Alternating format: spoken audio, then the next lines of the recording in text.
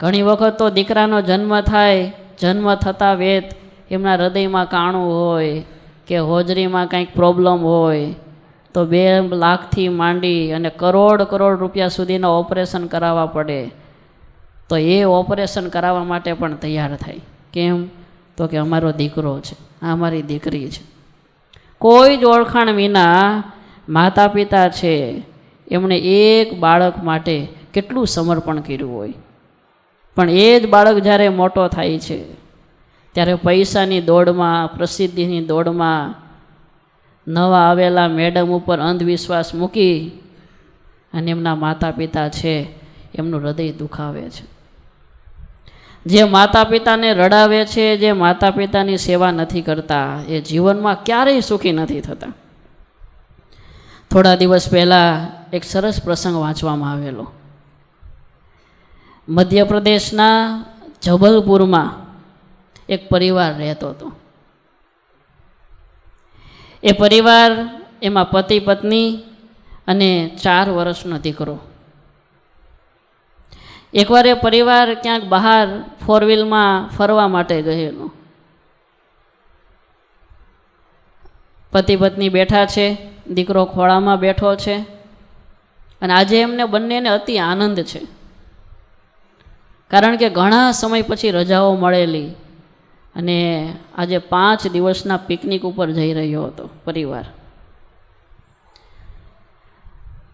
સારો હાઈવે હશે, 100-125ની સ્પીડ ઉપર ગાડી જતી હશે અને અચાનક ગાડીનું આગળનું ટાયર હતું એ ફાટ્યું.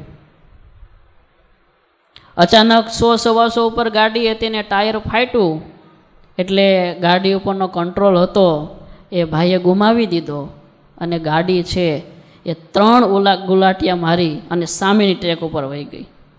અને ત્યાં એક 10 ફૂટનો ઊંડો ખાડો હતો, એમાં ગાડી પડી. ગાડીનું સાવ જ પડીકું વળી ગયેલું. લોકો બધા ભેગા થઈ ગયા, ફટાફટ એમને બહાર કાઢ્યા. એવો ભયંકર અકસ્માત હતો. એ જે ગાડી ચલાવનારા ભાઈ હતા એ ત્યાં ને ત્યાં જ મૃત્યુ પામ્યા. પણ એક ભગવાનનો ચમત્કાર કે એમના પત્ની અને દીકરો એ બંને જીવતા રહી ગયા. મહિલા હતા, એને થોડી ઈજા થયેલી, પણ આશ્ચર્ય એ હતું કે બાળકને એક નાનો એવો ઘસરકો પણ પડેલો નહીં. અને મા હતી, એના પાછળના ભાગમાં, પીઠના ભાગમાં એને લાગેલું. એટલે પૂછ્યું કે બાળકને કેમ કાંઈ થયું નથી? અને ત્યારે રડતા રડતા બોલી કે મારો દીકરો છે એને લાગી ન જાય એ માટે એમણે આમ દીકરાને ખોળામાં રાખીને આખું આમ પોતે નમી ગયા કે કદાચ હું મરી જાઉં પણ મારા દીકરાને કાંઈ ન થવું જોઈએ. એના પાછળના ભાગમાં 1-2 સર્જરી આવી અને એ પણ ધીરે ધીરે સાજા થયા. દુઃખની શરૂઆત હવે થાય છે. પરિવારમાં 3 સભ્ય હતા, એમાં એ દીકરાએ 4 વર્ષની ઉંમરે કાયમ માટે પિતા ગુમાવી દીધા.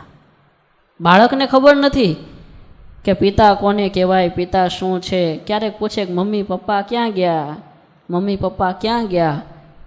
ત્યારે એના મમ્મી એટલું જ કહે કે બેટા તારા પપ્પા છે ને બહાર ગયા છે, હમણાં આવી જશે, હમણાં આવી જશે, એમ કરી કરીને દીકરાને મનાવે. પરિવારના સભ્યોએ કહ્યું કે દીકરો નાનો છે, તમારે બીજા લગ્ન કરવા જોઈએ. આ મહિલાએ ચોખ્ખી ના પાડી કે હું બીજા લગ્ન નહીં કરું. જો હું બીજા લગ્ન કરીશ તો બીજા પુરુષ આવશે મારા પતિ તરીકે, એમને મારા દીકરામાં ક્યારેય પણ દીકરા તરીકેનો ભાવ નહીં થાય. આ દીકરાને હું મોટો કરીશ. અરે પણ તમે કેવી રીતે મોટા કરશો? તમે તો એટલું ભણેલા નથી, તમને બીજું કંઈ આવડતું નથી. ત્યારે એ એમાં એવું બોલ્યા કે મારે જે કરવું પડશે એ કરીશ, મારે જે કામ કરવા પડશે એ કરીશ, પણ મારો દીકરો છે એનું દુઃખી નહીં થવા દો. મારા દીકરાને હું મોટો બનાવીશ, એને સુખી બનાવીશ અને એક પિતા તરીકે અને એક માતા તરીકે હું એમને સાચવીશ. દિવસો પસાર થયા, વર્ષો પસાર થયા દીકરાને ભણવા મૂકવાનો થયો. થોડા ઘણા પૈસા હતા એ સર્જરીમાં બીજે બધે પૂરા થયેલા. આ મા હતી, એમણે નક્કી કર્યું કે મારા દીકરાને મારે સારી સ્કૂલમાં ભણાવવા મૂકવો છે. ઊંચી ફી થાય, પૈસા ક્યાંથી કાઢવા? એટલે મા હતા, એમણે આજુબાજુના ઘરે વાસણ ધોવાનું કામ શરૂ કર્યું. વાસણ ધોવે, કોઈના કપડાં ધોઈ આપે, કોઈને શાકભાજી લેવાનું હોય તો એ લઈ આવી આપે. નાના નાના ઘરે ઘરે જઈ અને કામ કરે. ક્યારેક રાત્રે મોડું થઈ જાય, 10 વાગે, ક્યારેક 11 વાગે. કોઈ ઘરે ગયા હોય તો કોઈનો સ્વભાવ સારો ન હોય તો ખીજાય. એમના પતિ મૃત્યુ પામ્યા હતા એટલે અપશબ્દોથી એને ક્યારેક બોલાવે. કામ કરતા હોય ક્યારેક ભૂલ થાય, પણ છતાં પણ મેણા ટોણા સહન કરીને, ક્યારેક એટલું બધું કામ હોય કે કામ કરીને ઘરે આવે ને ત્યારે રસ્તામાં એ મહિલા રડી પડે. એને એના પતિ યાદ આવી જાય. પણ એક બાજુ એનો દીકરો દેખાતો હતો, ઘરે આવે ને આંસુ લૂછી નાખે. દીકરો કહે, મમ્મી તું ક્યાં ગઈ હતી, કેમ આટલી મોડી પડી? તો કે બેટા આજે થોડુંક કામ હતું ને એટલે હું ત્યાં ગયેલી. કાંઈ નથી. તો કે મમ્મી તારું મોઢું કેમ રડેલું એવું લાગે છે? તો કે ના બેટા એ તો બહુ કામ કર્યું ને એટલે આ પરસેવો વળી ગયો હતો ને એના કારણે થયું છે. એકલા એકલા ઘણી વખત એમના મા રડી પડે. એક તો પતિ વયા ગયા એનું દુઃખ, પૈસા નથી અને એક બાળકની જવાબદારી. વર્ષો પસાર થયા. માએ ઘરકામ કરી કરી અને દીકરાને 12 ધોરણ સુધી અભ્યાસ પૂરો કરાવ્યો. દીકરો પણ એવો હોશિયાર હતો, 12મા ધોરણમાં સારા ટકા લાવ્યો. સરકાર તરફથી શિષ્યવૃત્તિ મળી અને પછી કોલેજ કરી અને ખૂબ સારી એમણે માસ્ટર ડિગ્રી સુધીનો અભ્યાસ કર્યો. અને બહુ મોટી કંપની હતી, એ કંપનીમાં એને જોબ લાગી. સ્ટાર્ટિંગ પગાર એમનો 1,00,000-1.25 લાખ રૂપિયા હતો. અને પહેલી વાર દીકરો જ્યારે કંપનીમાં લાગ્યો અને કીધું કે મા મને કંપનીમાં જોબ મળી છે અને 1.25 લાખ રૂપિયા પગાર છે, ત્યારે માની આંખમાં પહેલી વખત ખુશીના આંસુ હતા કે જે સપનું જોવા માટે મેં કેટલા વર્ષો સુધી રાહ જોઈ, એ સપનું આજે પૂરું થાય છે. આંસુડા તો ઘણી વખત આવતા હતા પણ એ દુઃખના આંસુ હતા. પણ આજ પહેલી વાર એમની આંખમાં ખુશીના આંસુ હતા. સાચો દીકરો, સાચી દીકરી એ જ કહેવાય કે જે પોતાના માતા પિતાની આંખમાં ખુશીના આંસુ લાવી દે. એક જગ્યાએ એવું વાંચવામાં આવેલું કે જે દીકરાના જીવનના કારણે, કે જે દીકરાના ખરાબ સ્વભાવના કારણે માતા પિતાની આંખમાંથી આંસુ પડી જાય છે, એ વ્યક્તિ જીવનમાં ક્યારેય પણ સુખી થઈ શકતો નથી. બાહ્ય રીતે કદાચ એની પાસે પૈસા ગાડીઓ હોય પણ ક્યારેય એને શાંતિ મળતી નથી. બૌદ્ધ ધર્મમાં તો એવું કહેવામાં આવે છે કે માતા પિતાની આંખમાંથી પડેલા આંસુ છે એ એક એક ટીપું એ 10-10 વર્ષ સુધી એને દુઃખ આપે છે. જેટલા આંસુ પડ્યા હોય એક એક ટીપું એને 10-10 વર્ષ સુધી દુઃખ આપે છે. પણ જો ખુશીના આંસુ પડે તો એના અનંત જન્મોના પુણ્યો છે એ જાગૃત થઈ જાય છે. આ છોકરો જોબમાં લાગ્યો, એમાંય પેલો પગાર આવ્યો અને માતાનો તો આમ આનંદ સમાતો નથી. પછી તો કામ કરવાનું બધું બંધ થઈ ગયું અને મંદિરે જાય, ભજન કરે. સમય પસાર થયો, દીકરાના લગ્ન થયા અને એ જ દિવસે એના મા હતા એ સાંજના સમયે ત્યાં કમરામાં એમના પિતાજીની જે છબી હતી ત્યાં ગયા. રાત્રિનો સમય છે અને ત્યાં જઈ અને માતા છે એ ઊભા ઊભા રડવા લાગ્યા છે. બે હાથ જોડી અને જે પિતાની છબી છે ત્યાં ઊભા છે. રડતા રડતા એ એટલું બોલ્યા કે આજથી વર્ષો પહેલાં આપણું એક્સિડન્ટ થયેલું અને એમાં તમે સ્વર્ગસ્થ થયા. મારી પાસે ઓપ્શન હતો કે હું બીજા લગ્ન કરી શકું, પણ એ વખતે મને આપણા દીકરાની ચિંતા હતી કે જો હું બીજા લગ્ન કરીશ અને બીજા વ્યક્તિ આવશે અને જો પિતા તરીકેની બુદ્ધિ ન જાગી તો આપણો દીકરો છે એનું જીવન છે એ ધૂળ ધાણી થઈ જશે. મેં વર્ષો સુધી મહેનત કરી, કપડાઓ ધોયા, પોતા માર્યા, ન કરવાના મેં કામ કર્યા. દીકરો છે એ આજે કંપનીમાં પણ લાગી ગયો, એને પણ ઘણા દિવસો પસાર થઈ ગયા અને આજે મેં દીકરાના લગ્ન કરાવ્યા છે. આજે મારી જવાબદારી અહીંયા પૂરી થાય છે.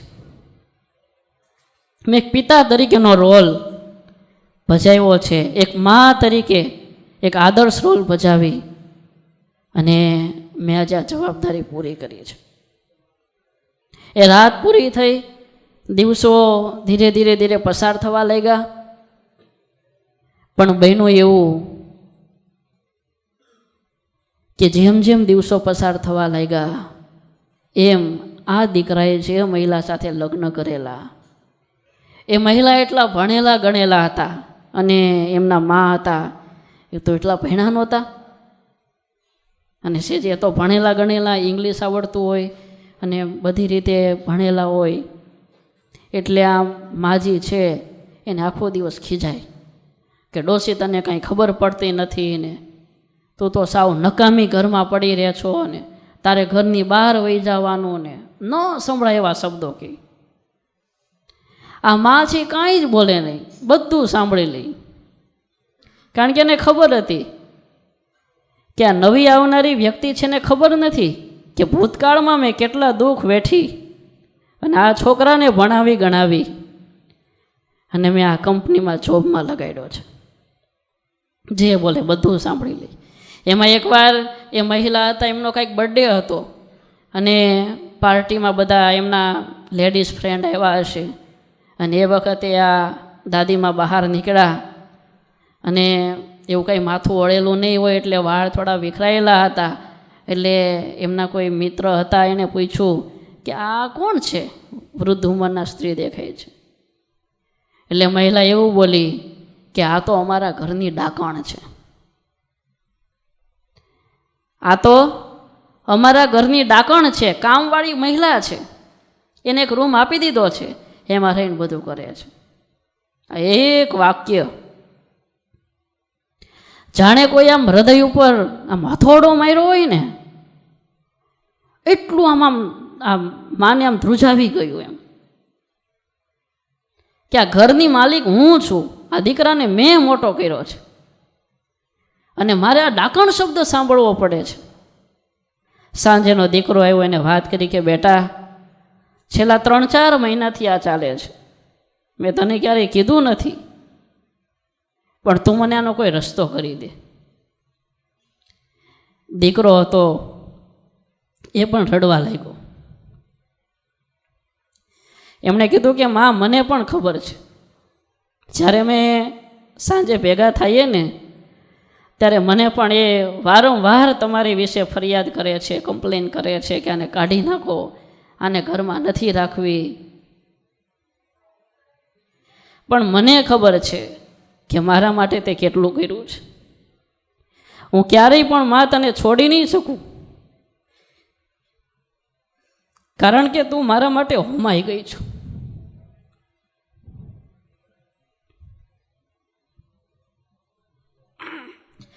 આ દુનિયામાં જ્યારે મારું કોઈ નહોતું ત્યારે તે મારું પોષણ કર્યું છે, તે મને ભણાવ્યો, તે મને નોકરીએ લગાડ્યો. મને ખબર છે કે તે કેટલું કર્યું છે. એ રાત્રિ પૂરી થઈ, બીજો દિવસ શરૂ થયો, પણ દિવસે ને દિવસે આ પ્રશ્ન હતો એ વધારે ને વધારે એ વેગવંતો બનતો ગયો. એક વખત તો મહિલા એટલા બધા ગુસ્સે થઈ ગયા કે કા તમે એને રાખો અને કા એ ડોસીને, કા મને રાખો ને કા ડોસીને રાખો, બાકી હું ઘર છોડી દઈશ. અને આ વાક્ય એમના મા સાંભળી ગયા. એમના મા પણ રડે છે. અને છેલ્લે પછી એમના દીકરા એવો નિર્ણય લેવો પડ્યો કે હવે મારું દાંપત્ય જીવન તૂટે નહીં એ માટે મારી માતા છે એનું ક્યાંક વૃદ્ધાશ્રમમાં મૂકી આવું. પણ જો હું મારી માને કહીશ કે માં તમારે વૃદ્ધાશ્રમમાં જવાનું છે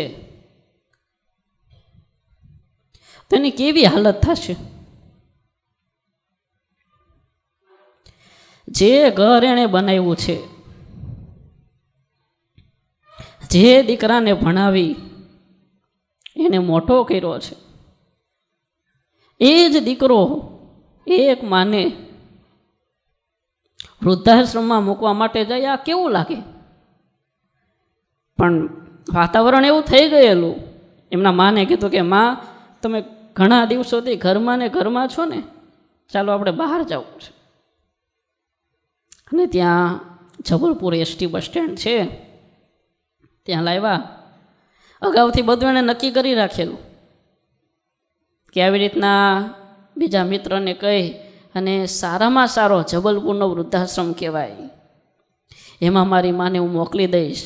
દર મહિને એને હું 30-40 હજાર રૂપિયા મોકલીશ. મહિનામાં 5-7 વાર મારી માને હું મળવા જઈશ. આવું બધું એના મિત્રોને એને કીધેલું. ત્યાં બસ સ્ટેન્ડ ઉપર પહોંચ્યા. કીધું માં બેસો, હમણાં બસ આવશે. હું હમણાં આવ્યો એમ કહી અને એ ચાલતા થઈ ગયા. આ બાજુ માં છે બસની રાહ જોવે છે. દીકરો છે એમણે એના મિત્રને કીધેલું કે એને કહેજો કે હું એનો મિત્ર છું ને બહાર ક્યાંક કામ માટે ગયો છે, એટલે ચાલો હું તમને લઈ જાઉં. એમ કરીને તમે એને વૃદ્ધાશ્રમમાં જે આપણે નક્કી થયેલું છે એ પ્રમાણે ત્યાં તમે લઈ જાજો. દીકરો દૂર ઊભો રહી ગયો. આ બાજુ માતા બેઠા છે.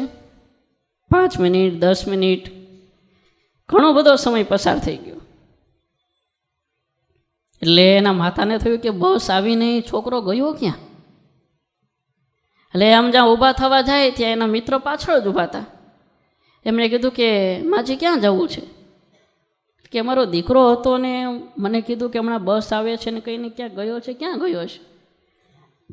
તો કે માજી તમે એને ઓળખો છો? અરે બેટા મારો દીકરો છે. કેવો છે? તો માજીએ થોડું વર્ણન કર્યું.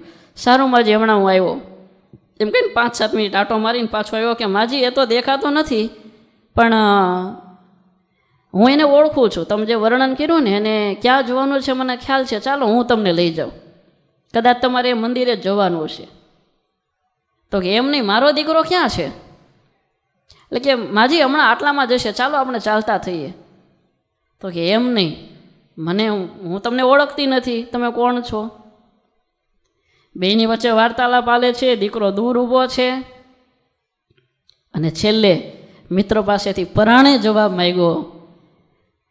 ત્યારે એ મિત્ર હતો એનાથી ન રહેવાનું અને એવું બોલી ગયો કે માજી હું તમારા દીકરાનો મિત્ર છું અને તમારા દીકરાએ મને કીધું છે કે હવે તમારા માટે તમે બનાવેલું ઘર છે એના દરવાજા કાયમી માટે બંધ થાય છે. તમારે હવે વૃદ્ધાશ્રમમાં જવાનું છે. આટલું જ જ્યાં સાંભળ્યું ને ત્યાં તો આમ આંખમાંથી 1-2 આંસુ પડે કે ન પડે એ પહેલાં આ વ્યક્તિ એટલા બધા દુઃખમાં સરી પડ્યા. આમ આઘાત લાગ્યો કે મારા દીકરાએ મને કીધું પણ નહીં અને મને આવી રીતે તડછોડીને ચાલ્યો ગયો. અને એટલો આઘાત લાગ્યો. અને ત્યાં ને ત્યાં જ એ 78 કે 79 વર્ષની ઉંમર હતી અને એમને ત્યાં હાર્ટ એટેક આવી ગયો. કારણ કે એવું કહેવાય છે કે વ્યક્તિને જ્યારે બહુ જ આઘાત લાગે, બહુ જ ભય લાગે, દુઃખ લાગે ત્યારે વ્યક્તિ છે એ દુઃખમાં સરી પડે છે. અને ત્યાં ને ત્યાં જ એ ઢળી પડ્યા. દીકરો પણ દોડતો આવ્યો કારણ કે દીકરો દોડ ઊભો હતો. પણ જ્યાં એની મા પાસે પહોંચ્યો ત્યાં તો જીવ નીકળી ગયો. તાત્કાલિક હોસ્પિટલે લઈ ગયા, બધી દવાઓ કરાવી. ડૉક્ટરે કીધું કે તમારા માં છે એ મૃત્યુ પામ્યા છે. અગ્નિ સંસ્કાર થયા, બધી વિધિઓ પૂરી થઈ, પણ દીકરો છે એને ક્યાંય ચેન પડતું નથી. મનમાં સતત એમ થાય છે કે હું મારી માતાની સેવા ન કરી શક્યો. મારી માતાએ મારા માટે કેટલું બધું કર્યું હતું, પણ હું મારી માતા પિતાની સેવા ન કરી શક્યો. દીકરો ક્યારેક ઓફિસે જતો હોય તો એકલો એકલો રડી પડે. એના માં યાદ આવી જાય કે પિતા ગુમાવ્યા ત્યારે તું 4 વર્ષનો હતો, ત્યારે મને કાંઈ ખબર નહોતી. આ દુનિયામાં મારી એક જ ઓળખાણ હતી અને એનું નામ મારી મા હતી, અને એ મેં ગુમાવી દીધી છે. વારે વારે યાદ આવી જાય. ભૂલો ભલે બીજું બધું, મા બાપને ભૂલશો નહીં. અગણિત છે ઉપકાર એના, એ કદી વિસરશો નહીં.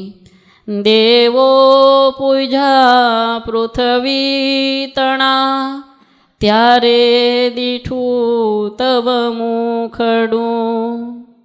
એ પુનિત જનના કાળજા, પથ્થર બની ચૂંદશો નહીં. ભૂલો ભલે બીજું બધું, મા બાપને ભૂલશો નહીં. અગણિત છે ઉપકાર એના, એ કદી ભૂલશો નહીં. વારે વારે વારે વારે એના મા યાદ આવે છે. આ બધી વિધિઓ પૂરી થઈ અને એકવાર એ ક્યાંક એકલો ક્યાંક આંટા મારવા માટે ગયેલો, અને એમાં એણે બગીચામાં એક દ્રશ્ય જોયું. એક મા હતા અને એના ખોળામાં દીકરો રમતો હતો, અને એવા ભાવથી મા છે દીકરા ઉપર હાથ ફેરવે છે, એના ગાલ ઉપર હાથ ફેરવે છે અને ચૂમીઓ ભરી લે છે. અને આ દ્રશ્ય આ અધિકારી હતા, એણે જોયું, અને દ્રશ્ય જોતા વેત જ ત્યાં જે બગીચામાં પોકે ને ફોકે રડી પડ્યા કે હું જ્યારે નાનો હોઈશ ત્યારે મારી માતાએ પણ મને આવી રીતે રમાડ્યો હશે, મારી માતાએ પણ મારું ધ્યાન રાખ્યું હશે. કેટલી રાત્રિઓ એવી પસાર થઈ હશે કે હું રડતો હોઈશ ત્યારે મારી મા મારા માટે જાગી હશે. અને એના મમ્મી યાદ આવી ગયા અને એટલું બધું એને લાગી આવ્યું. એ મોટા અધિકારી હતા, 1.5-2 લાખ રૂપિયાનો પગાર હતો. એ દિવસે સાંજે ઘરે આવ્યા, અને ઘરે આવીને એમના મહિલા હતા, એમણે કંઈક સારું ભોજન બનાવેલું. એમણે કીધું કે સારું ચાલો જમી લ્યો. અને ત્યારે એ અધિકારી એવું બોલ્યા કે આજે મારે જમવું નથી. તો કે કેમ જમવું નથી? જમી લ્યો ને. હવે ડોશી વયા ગયા એને તો ઘણો સમય થયો. એ ડોશી ગયા ત્યારથી તમે કોઈને યારે બોલતા નથી ને કાયમ માટે ઉદાસ રહ્યો છો. એ બધું ગયું એ ગયું, ભૂલી જાઓ. અને ત્યારે છોકરો એવું બોલ્યો કે ગયા એને ભૂલી જવા કરતાં પણ મારે તને ભૂલી જવી છે. તો કે તમે શું કહેવા માગો છો? તો કે આજથી જ આપણા પતિ પત્નીના સંબંધ પૂરા થાય છે. આજથી તું મારી પત્ની નથી અને હું તારો પતિ નથી. તો કે પણ મેં એવું શું કર્યું? હું તમારું બધું ધ્યાન રાખું છું, બધું જ આમાં મેં પ્રોબ્લેમ શું છે? અને ત્યારે અધિકારી એટલું જ બોલ્યા કે તે બીજું કાંઈ જ નથી કર્યું, પણ તારા કારણે મેં મારી મા ખોઈ છે. તારા કારણે હું મા વિનાનો થઈ ગયો છું. જે માએ મારા જીવનમાં સુખની, શાંતિની, સમૃદ્ધિની રંગોળીઓ પૂરી હતી, એ મા દીકરા વચ્ચે પૂરાયેલી હેતની રંગોળી, એ તારી જેવી એક પરસ્ત્રી આવી અને અમારી રંગોળીને વીખી નાખી દે. આજે હું મા વિનાનો થઈ ગયો છું. આજથી તારી સાથે મારા રિલેશન પૂરા થઈ જાય છે. બહુ જ સમજાવ્યા, કોઈ જ નહીં. અને ઘર છોડી અને પોતે નીકળી ગયા. અને એ અધિકારી એ સમય જતાં પોતાની કંપનીમાં જોબ કરતા અને એટલું બધું એને દુઃખ લાગી ગયું કે એમણે નક્કી કર્યું કે મારે પણ હવે કંઈક એવી સેવા કરવી છે જેનાથી મારી સદગત થયેલી મા છે એનો આત્મા મારી ઉપર રાજી થાય. પાર્ટ ટાઈમ જોબ કરતા અને જ્યારે સમય મળે ત્યારે આજુબાજુની સ્કૂલો હોય, કોલેજો હોય, એમાં જાય અને સ્પેશિયલ પોતે માતા પિતાના લેક્ચર આપતા. માતા પિતા વિશે લેક્ચર આપતા આપતા રડી પડે. એક વખત તો એવું થયેલું, ભોપાલ ગયેલા અને ચાલુ લેક્ચરે માતા વિશે બોલતા બોલતા એ પોતે એટલા બધા રડી પડ્યા અને રડતા રડતા બેભાન થઈ ગયા. એને હોસ્પિટલમાં લઈ જવા પડ્યા. ક્યાંય પણ પ્રવચન કરવા જાય એક જ વાક્ય કહેતા કે દીકરાઓ, તમે ભણી ગણીને મોટા થાવ, ખૂબ પૈસાદાર બનો, મોટા બિઝનેસમેન બનો, કદાચ તમે લગ્ન કરો અને સારા સંસ્કારી પત્ની આવે તો વાંધો નથી, પણ જીવનમાં એક નક્કી કરી રાખજો કે જેમણે તમને મોટા કર્યા છે ને એને ક્યારેય તમે ધૂતકારતા નહીં. એક વખત જો તમે તમારા માતા પિતાને ધૂતકારી દીધા અને પછી તમારા દિલમાં જે દુઃખ હશે, આ દુનિયાની કરોડો રૂપિયાની સંપત્તિ પણ એ તમારા દિલમાં પડેલો ખાડો છે ભરી નહીં શકે. જો તમે તમારા માતા પિતાની સેવા કરી લીધી, જો તમે તમારા માતા પિતાને રાજી કરી લીધા ને, તો કદાચ તમારી પાસે રૂપિયા નહીં હોય ને તો એ તમે ધનપતિ કહેવાશો. અને છેલ્લે એટલું બોલતા કે જ્યારે મારી મા હતી ને ત્યારે હું કરોડપતિ હતો, આજ મારા જીવનમાંથી મા નથી, આજે હું રોડપતિ થઈ ગયો છું. આજે મારી પાસે કાંઈ જ નથી, આંસુ પાડવા સિવાય અને તમને આ ઉપદેશ આપવા સિવાય બીજું કાંઈ નથી. કહેવાનું કે આવા એક નહીં, આવા તો હજારો પ્રસંગો આજે સમાજમાં બનતા હોય છે. દીકરા નાના હોય ત્યારે તો મમ્મી પપ્પાના અંડરમાં હોય, પૈસા વાપરવા માટે આપતા હોય, સ્કૂલ ફી ભરતા હોય, નાસ્તો બનાવીને પહોંચાડતા હોય, બીમાર થાય તો દવાખાને લઈ જતા હોય. એટલે અત્યારે તો મમ્મી પપ્પા બહુ જ વાલા લાગે, પણ જ્યારે મોટા થઈએ, આપણા હાથમાં સંપત્તિ આવે, બધું જ આવી જાય અને એ વખતે માં એ ચાલી ન શકતા હોય, એમનો કોઈ નાનો મોટો સ્વભાવ હોય, ત્યારે ખરો ગુરુકુળનો વિદ્યાર્થી એ કહેવાય કે જે મા અધિકારી હતા એમણે એમના પત્નીનો ત્યાગ કરી દીધો, પણ થોડા તો મોડા પડ્યા છેલ્લે છેલ્લે. પણ સાચો વિદ્યાર્થી એ કહેવાય, ગુરુકુળનો વિદ્યાર્થી, સ્વામિનારાયણ ભગવાનનો સત્સંગી એ કહેવાય કે પોતાના માતા પિતાનો પક્ષ રાખે, માતા પિતાની સેવા કરવા માટે એમણે કદાચ જે છોડવું પડે છોડી દે. કારણ કે જે માતા પિતાએ 18-18, 20-20 વર્ષ સુધી કેટલી મહેનત કરી હોય. તમને ખબર છે પૈસા કેમ થાય? પપ્પા પ્રવાસમાં જવું છે, પપ્પા આટલા રૂપિયા જોઈએ છે, પપ્પા અહીંયા જવું છે, પપ્પા અહીંયા જોવું છે. કમાનાર વ્યક્તિ એક હોય અને વાપરનાર 4-5 હોય, પણ એ બધું એ માતા પિતા પૂરું કરતા હોય છે. ત્યારે આજના દિવસે આપણે એટલો સંકલ્પ કરીએ કે જેમ એ અધિકારી સાહેબ હતા, એમના જીવનમાં એમણે મા ગુમાવી દીધી, માતાની સેવા ન કરી શક્યા, આખી જિંદગી એમણે પસ્તાવામાં કાઢી, એવી જિંદગી આપણી પસાર ન થાય. શ્રીજી મહારાજની પણ આજ્ઞા છે કે આજીવન માતા પિતાની સેવા કરવી. ત્યારે વિશેષ એ મહારાજની આજ્ઞાનું પાલન કરી શકીએ એવી મહારાજના ચરણોમાં પ્રાર્થના. સહજાનંદ સ્વામી મહારાજની જય સ્વામિનારાયણ.